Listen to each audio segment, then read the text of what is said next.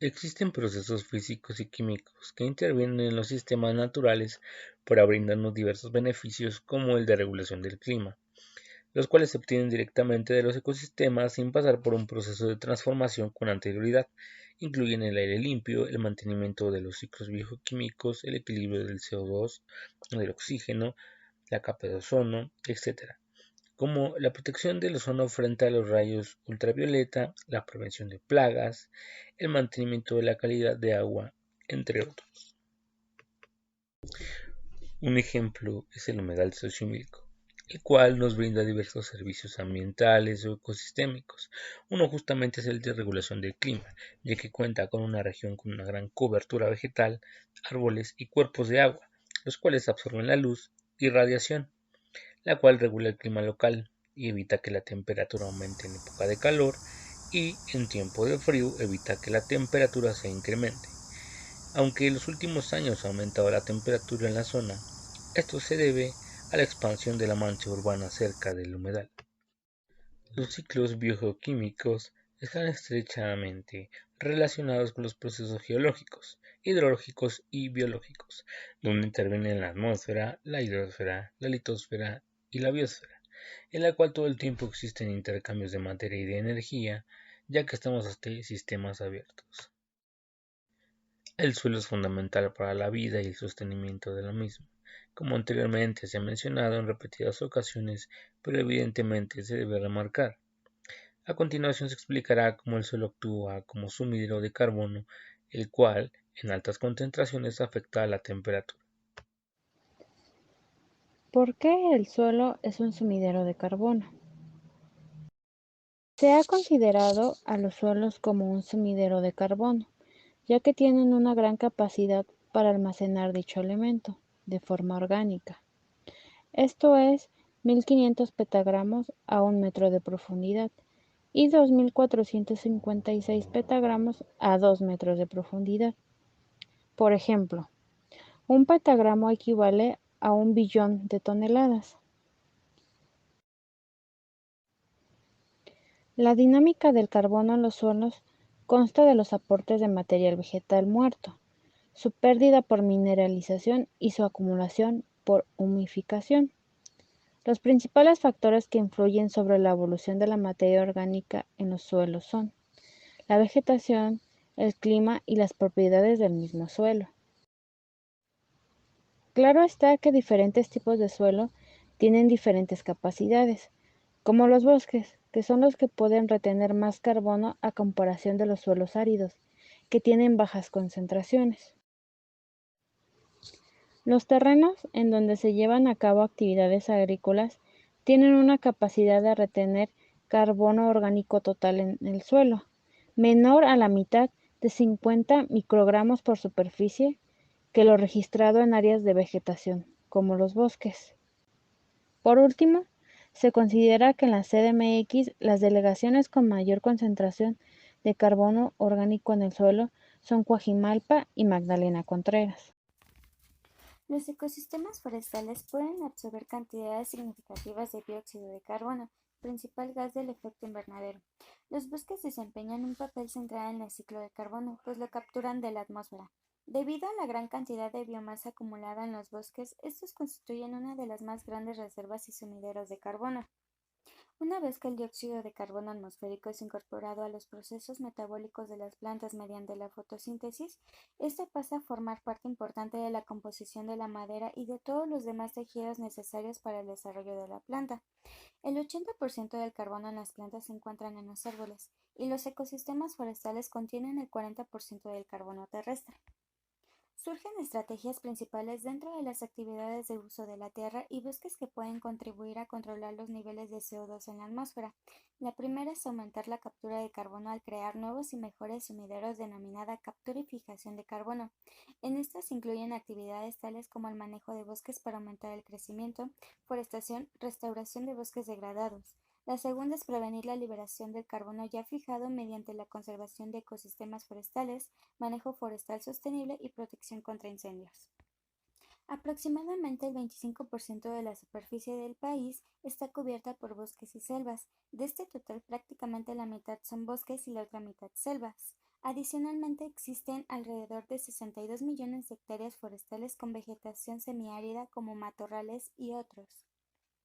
En México, la mayor parte de captación de carbono se da en los bosques de coníferas, bosques latifoliados templados, selvas tropicales siempreverdes, selvas tropicales caducifolias, bosques semiáridos y bosques degradados. ¿Sabías que 59% de la superficie total de la Ciudad de México está considerada como suelo de conservación? En estas zonas se ubican grandes extensiones de bosques que aportan valiosos recursos ecosistémicos para la población, como la absorción de dióxido de carbono. En nuestro país, los principales emisores de gases de efecto invernadero son el sector energía, por el uso de combustibles fósiles. Y a continuación les mostraré una tablita en la que se muestran las principales emisiones en México por sector para el año de 1990. Como se mencionó en la sección anterior, actualmente los procesos de deforestación y degradación forestal en México constituyen la segunda fuente de emisiones de gases de efecto invernadero en nuestro país. Sin embargo, los bosques mexicanos tienen un enorme potencial para convertirse en captadores netos de carbono. En México, los bosques y selvas son los principales emisores del sector forestal. Es por esto que es indispensable saber los principales usos del suelo en México. La deforestación y la degradación del recurso forestal han sido muy importantes en las últimas décadas. La tasa de deforestación no se conoce con precisión, pero oscila entre 370 y 670 mil hectáreas por año. Las causas de mayor impacto en la deforestación son el cambio en el uso del suelo, la conservación a praderas y a cultivos agrícolas, los incendios forestales y la tala irracional, entre otros factores. Un dato a destacar es que en el año 2018 la Ciudad de México, a través de la Secretaría del Medio Ambiente, fue el primer gobierno local en emitir bonos de carbono forestal en América Latina. Los recursos obtenidos por estas ventas son depositados en el Fondo Ambiental para el Cambio Climático y se utilizan para realizar acciones de conservación y mantenimiento. Un ejemplo de ello fue el bosque en el ejido de San Nicolás Totolapan. El carbono como estabilizador del clima. Los bosques, por su parte, ayudan a conservar el clima porque reduce la concentración de CO2 en la atmósfera. Es vital también para regular el ciclo del agua o mantener la biodiversidad tanto a nivel local como global. Preservar el clima significa mantener las características de los distintos ecosistemas naturales y usos humanos del territorio, como los cultivos agrícolas tradicionales, resultantes de una adaptación tras cientos o miles de años. En el caso de la vegetación de los desiertos de México, está compuesta principalmente por matorrales y pastizales, mismos que ocupan más de la mitad del territorio del país, convirtiéndose en grandes almacenadores y reguladores del ciclo del carbono y del clima. Los matorrales cubren grandes extensiones de la península de Baja California y de las planicies y montañas bajas de Sonora, la mayor parte del altiplano, las planicies costeras de Tamaulipas y Nuevo León y algunas porciones discontinuas de Hidalgo, Puebla y Oaxaca. Los matorrales y pastizales adecuadamente conservados y manejados pueden almacenar cantidades muy significativas de carbono en la vegetación y en el suelo. Por el contrario, la transformación de los matorrales y pastizales a tierras agrícolas y pecuarias, así como su abandono después de su uso, puede ocasionar la pérdida de la vegetación y del suelo, por lo que es indispensable cuidar nuestro patrimonio natural para su debida conservación. Ahora que ya sabemos cómo participa la vegetación en la regulación del clima, hablemos sobre cómo nos ayudan los cuerpos de agua para este mismo fin. Los cuerpos de agua como los océanos, lagos, lagunas, ríos, entre otros, pueden regular el clima debido a diversos factores que veremos a continuación. Un factor muy importante es la absorción de la energía solar. Esta llega a la atmósfera y solamente el 47% es absorbida por la superficie terrestre, donde se incluyen los océanos y los continentes. Pero el océano vuelve a liberar esta energía absorbida de una manera más lenta en comparación al suelo. Es por esta razón que en la noche los cuerpos de agua de un humedal, por ejemplo, mantienen el calor absorbido durante el día en comparación del suelo que liberó esta misma energía. Otros factores importantes son los fenómenos atmosféricos como los huracanes y la rotación del planeta que hacen que las corrientes marinas del hemisferio giren y es con ello que llegan aguas cálidas a zonas frías y aguas frías a zonas tropicales, actuando como mediadores de la temperatura. El ciclo del agua es un factor sumamente importante para mantener en equilibrio la temperatura del planeta. Por ejemplo, en las épocas de calor, el agua absorbe grandes cantidades de energía, haciendo que por acción del sol el agua se evapore, y esta misma se eleva en forma de nube. Este proceso de evaporación es muy intenso y esto hace que se reduzca la temperatura del aire, llevándose así el calor de la superficie de la Tierra. Es algo parecido a cuando nosotros sudamos. Entonces, la temperatura de los océanos afecta directamente la temperatura del aire, produciendo así la regulación del clima. Y es gracias a estos factores que los humedales que tenemos en la Ciudad de México nos ayudan muchísimo a regular el clima. La temperatura de los océanos afecta directamente la temperatura del aire, produciendo así la regulación del clima.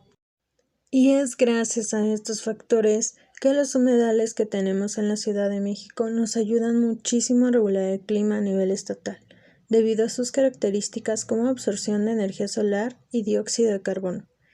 Es debido a esto que los humedales son los responsables de captar el 30% de carbono a nivel mundial según la Ramsar, y por lo tanto, si uno de los humedales que tenemos en la ciudad desaparecen como el de Xochimilco, se incrementarían 2 grados centígrados en toda la ciudad, y con ello traerían problemas como la erosión, sequías, menor cantidad de alimentos, olas de calor, el incremento de plagas, el desabasto de agua, entre muchos otros más.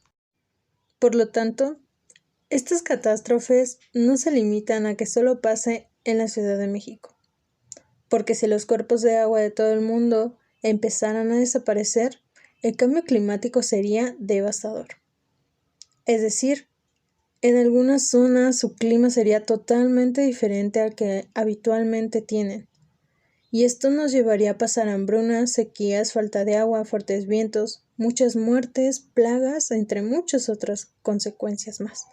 Es debido a esto que tenemos que cuidar nuestros lagos, ecosistemas marinos, humedales, ríos y todo cuerpo de agua que esté a nuestro alcance, evitando contaminarlo. Pero cabe destacar que la contaminación no es el único factor por el que se pierden estos cuerpos de agua. También los asentamientos irregulares causan esta pérdida.